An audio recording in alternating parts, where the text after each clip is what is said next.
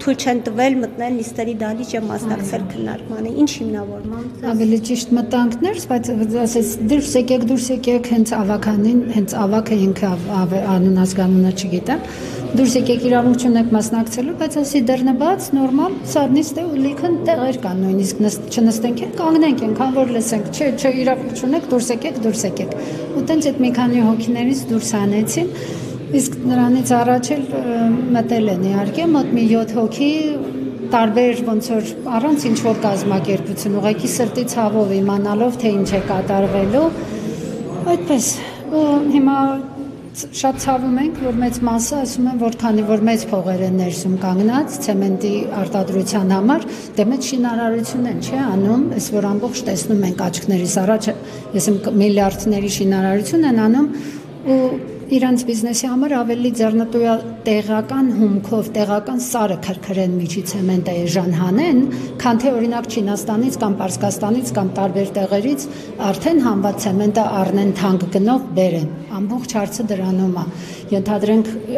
700 միլիոն, չգիտեմ, 70 միլիոնի օրինակ շինարարություն են անում, անունները ցավոք չգիտեմ։ Ու իրանց համար հիմա այս ամբողջը պայքարում են, որ այդ կարմիր սարը կրաքար ու ցեմենտ արտադրելու համար լրիվ քայքայեն ու մի հատ էլ պոչամբար ավելանա մեր այս խեղճ Հայաստանի կոտրված ողնաշարի վրա։ Ու շատ ցավոտ հարց է։ Մոտ 7 գյուղ, բոլոր այդ իրենց այդ բնական միրգ, բանջարեղեն, այն ինչ որ մենք, ես, դուք, բոլորը, սրանք բոլորը մենք էլ, իրանք էլ մեր հետ օգտվում են, առնելու են խանութից, չէ, հենց այդ ենք առնելու, ինչ որ է սենց տարածված ու բացի ամուլ սարը, որ հիմա ինչ վիճակի մեջ է աշխատացրեցին, նաև էսի են ուզում անեն իրանց ցեմենտը, իրանց շինարարության փողերի համար, շատ ցավալի հարց է իհարկե, բայց տեսնենք, եթե արդեն ինչ որ մի 2 տարի առաջ էլ էս հարցը եղել է, մերժվել է, նորից հիմա պետք է նորից փորձաքննություն անեն, նոր ընդունեն, թե չընդունեն, բայց շատերը չգիտեն, հետո գյուղացիներում էլ ոնց որ մեկը մեկին ճանաչում է, մեկը մյուսից վախենում է, ազգակցական կապեր կան, հազար ու մի հարցերով խեղճացնում են մարդկանց, համաձայնություններ առնում են, ընտրությունները, եսի մինչերով, ինչ ասես, բայց հուսով ենք։ Եթե ի վերջո ավականին որոշի կարմիր սարը շահագործել, հանք դարձնել, դուք որպես դրան դեմ անձնավորությունին ինչ եք պատրաստվում անել։ Մեզանից ուղղակի ինչ որ գրություն կարող ենք որ ուղարկել այդ կարևոր որ ովքեր որ գոնե կլսեն, բայց փորձագետել էր բերել, այ հիմա ազգային ժողովի падգամավոր է ներսում, ցավոք անունը չեմ հիշում։ Գառնիկ Դանիելյանը։ Այո, Գառնիկ Դանիելյանը ինքը իր հետ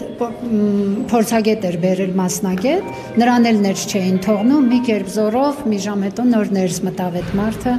Ունենց որ պետք է նորից շարունակենք, ուրիշ ինչ անենք, հանձնվենք, ձեռներս ցած դնենք, դա ամենահեշտ բանն է։ Իսկ քանի որ գիտես դու ճիշտը, ստիպված ես ով որ չգիտի նրան հասկացնես, կամ էլ գոնե ոնց որ հենց ինքներս մեզ փրկենք։ Ու միշտ ես այս բառը ասում եմ, մենք մեզ ենք փրկում, ջանդամ թե իրանց էլ հետներս ենք փրկում։